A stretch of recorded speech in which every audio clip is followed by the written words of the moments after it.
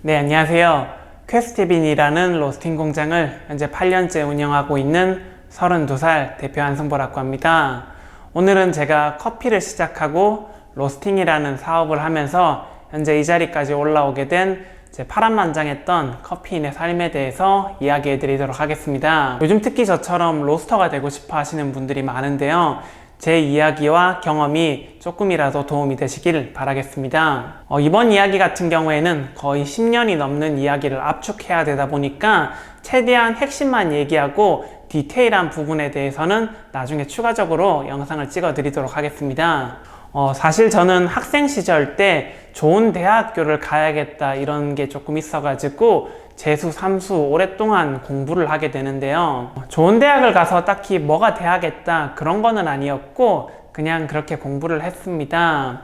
매일 밤늦게까지 공부를 하다 보니까 그때부터 캔커피를 거의 중독자처럼 마시기 시작했었고요. 그러던 어느 날 제가 원두 커피에 본격적으로 흥미를 갖게 만들어준 은인 한 분을 만나게 되는데요. 그분 같은 경우에는 동네에서 작은 카페를 운영하는 여자 사장님이었는데요. 사장님 같은 경우에는 매일 혼자서 카페를 운영하다 보니까 제가 카페를 방문하는 저녁 시간에는 거의 매일매일 해롱해롱 하고 있었어요.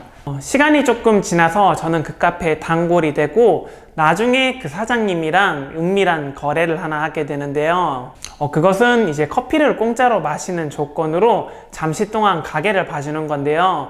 제가 가게를 봐주는 동안 그 사장님 같은 경우에는 그냥 테이블에 엎드려 가지고 잠시 동안이나마 쪽잠을 자는 그런 조건이었어요. 저는 그때 처음으로 에스프레소 머신 사용법도 배우고 스팀을 치다가 화상을 당하기도 했습니다. 당시에는 제가 커피에 대해서 아는 게 하나도 없다 보니까 강배전된 원두에 오일이 잔뜩 돌아 있는 것을 보고 물어보니까 참기름을 뿌린 거라고 했는데 실제로 냄새를 맡아보니까 향도 고소하고 그래가지고 저는 진짜 그렇게 믿었어요. 이때부터 제가 공부에는 집중이 안 되고 당시 저희 형이 핸드드립 세트를 선물로 줬는데요. 밤에 공부는 안 하고 계속 이거 물줄기 잡는 연습만 했습니다. 이쯤 되니까 제가 재수를 한다고 집에서 돈도 많이 썼는데 그냥 집중을 계속 해가지고 공부를 계속 해야 될지 아니면은 갑자기 저를 흥분시키는 이 커피를 해야 될지 정말 고민이 많았습니다. 결론적으로 나는 라면만 먹고 살아도 좋으니까 나를 흥분시키는 이 커피를 해야겠다 마음을 잡고 달리는 차 안에서 저희 아버지에게 이 이야기를 전달했습니다.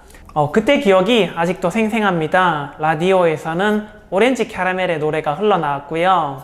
사실 이때 조금 맞을 수도 있겠다 생각했어요. 근데 저희 아버지는 몇 초도 고민하지 않고 네가 하고 싶은 걸 하고 살아라 이렇게 얘기를 하셨어요. 놀랍도록 정말 쿨하게 허락을 받았고요.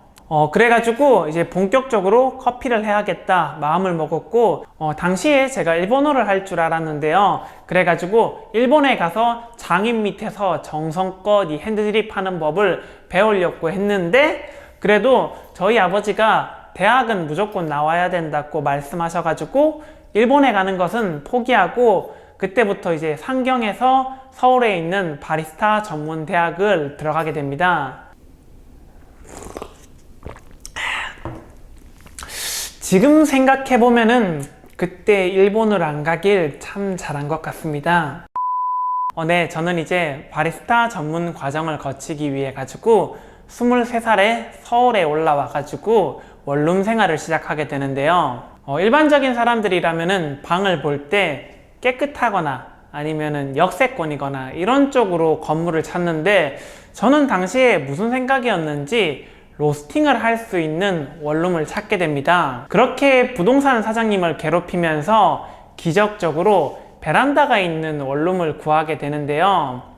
그때 원룸이 한 3평에서 4평 정도 했던 것 같아요. 저는 그렇게 태어나서 처음으로 반독립을 하게 됩니다. 여기서 반독립이라고 하는 거는 정말 감사하게도 대학 등록금과 월세, 생활비를 지원받았습니다. 정말 감사합니다. 이때부터는 학교에서도 하루 종일 커피 공부를 하고 원룸에 돌아와서도 또 하루 종일 핸드드립 연습하고 그렇게 시간을 보냈습니다. 문제는 이때 제가 연습했던 핸드드립의 양이 너무 많았던 것입니다. 이때 보통 제가 핸드드립으로 연습하는 양이 약 500g에서 1kg 내외였는데요. 혼자서 연습할 때도 있고 여러 명이 모아서 또 연습할 때도 있어서 아무튼 원두 양이 되게 많이 나갔어요. 당시에는 지금처럼 로스팅 공장이 많지 않았기 때문에 그냥 동네 카페에 가서 원두를 구매하거나 인터넷으로 구매했는데요. 원두로 계속 구매하니 이 비용이 만만치가 않았습니다. 이대로는 안 될 것 같아 싶어가지고 당시에 지원받던 용돈을 모아가지고 약 100만원 상당의 자작 로스터기를 구매하는데요. 이것이 제 인생 첫 번째 로스터기입니다. 네, 이때부터 제가 원룸에서 로스팅을 시작하게 되는데요. 당시에도 로스팅하는 게 조금 재밌기는 했지만은 어차피 핸드드립이나 라떼아트를 할 목적으로만 원두 그 자체를 만드는데 목적이 있었기 때문에 로스팅에는 사실 큰 관심은 없었습니다. 제가 원래 볶은 커피는 맛이 없었습니다. 네, 그도 그럴 것이 학교에서 알려주는 기술에는 한계가 있었고 제가 따로 집중적으로 로스팅 연구를 한 것도 아니었기 때문에 근데 제 커피는 원래 맛이 없었습니다. 그런데 어느 날 무슨 우연인지 제가 볶은 커피가 되게 맛있었던 날이 딱 하루 있었습니다. 정말 신기해가지고 저희 학교 동기들을 불러가지고 제가 볶은 커피를 먹여봤는데 다들 맛있다고 얘기했어요.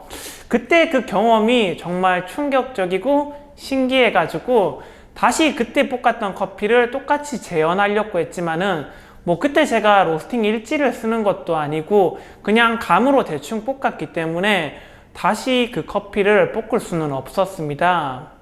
실력이 없으면은 장비 탓을 한다고 그렇게 잘 사용하던 1대 자작 로스터기를 입양 보내고 그것보다 2배가 더 비싼 2대 자작 로스터기를 구매하게 되는데요. 로스팅에는 계속 흥미가 붙었고 200만원짜리 자작 로스터기도 저를 만족시킬 수는 없었습니다.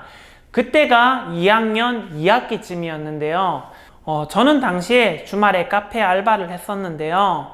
그때 모은 돈과 당시 저희 아버지는 제가 딱 졸업을 할 때까지 경제적인 지원을 약속해 주셨는데요. 완전한 독립을 조건으로 약 6개월치의 생활비를 모두 땡겨받고 그리고 저의 제 2대 자작 로스터기까지 모두 팔아서 목돈을 모아가지고 저의 세 번째 로스터기인 상업용 토퍼 1kg 로스터기를 원룸에 설치하게 됩니다. 이때부터 제 밥상에 점점 고기 반찬이 사라지게 됩니다.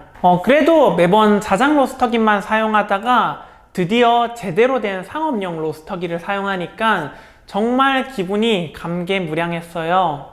1대, 2대 로스터기들 같은 경우에는 모두 600g 미만 로스터기라 가지고 사실 로스팅을 할 때 크게 문제가 없었는데요. 문제는 3대 로스터기 상업용짜리 토퍼 1kg가 원룸에 설치되고부터 문제가 발생하기 시작했습니다. 수시로 냄새 관련 민원이 들어왔고 사람들이 모두 출근한 시간, 새벽 시간 모두 피해서 로스팅을 해봤지만은 근본적인 문제를 해결할 수는 없었습니다. 당시에는 정말 스트레스도 많았고 다크서클이 정말 여기 코밑까지 내려와가지고 이렇게는 도저히 살 수가 없다 판단해가지고 다시 온 동네 부동산을 뒤져서 보증금 400만원에 월세 35만원짜리 공방을 계약하게 됩니다. 서울이라고는 정말 믿기 어려울 정도로 외진 공간이었는데요. 어차피 이 공간은 제가 자유롭게 로스팅 연구를 할 공간이지 이 공간에서 사업을 해야겠다 그런 생각은 없었습니다. 그런데 사무실도 있겠다, 손만 조금만 보면은 원두를 정식적으로 팔 수 있는 식품 제조 가공업 허가를 받을 수 있어 가지고 80만원으로 생도 창고를 짓고 책상 2개 놓고 해가지고 제 첫 번째 사업자 등록증을 발행하게 됩니다. 로스터리를 창업하고 당장은 먹고 살아야 되니까 제가 처음이자 마지막으로 일했던 카페 사장님께서 제가 로스팅한 커피를 사용해 주신다고 해가지고 첫 번째 그렇게 거래처가 생기고요. 그때 제가 살던 원룸이 404호였는데요.